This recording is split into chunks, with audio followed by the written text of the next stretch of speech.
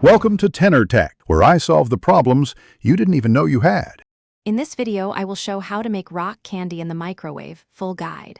Begin by gathering sugar, water, a microwave-safe jar, skewers, and food coloring if you want color. Dissolve sugar slowly with short microwave bursts, stirring between each burst to prevent boiling over. Cool the syrup slightly, pour into your jar, suspend the skewer, and cover with a breathable cloth. Check crystals daily and be patient for best results. Mixing the right syrup is crucial for big crystals, so use about 3 parts sugar to 1 part water and heat gently. Microwave in 30 to 45-second intervals and stir thoroughly each time until the sugar fully dissolves and the solution looks clear. Avoid rapid boiling because that causes uneven crystallization.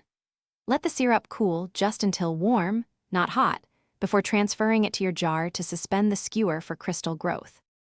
To encourage crystal formation, add a few seed crystals or roughen and coat the skewer with dissolved sugar before placing it in the jar. Position your jar where it will remain completely still for several days, since vibration can ruin crystal growth.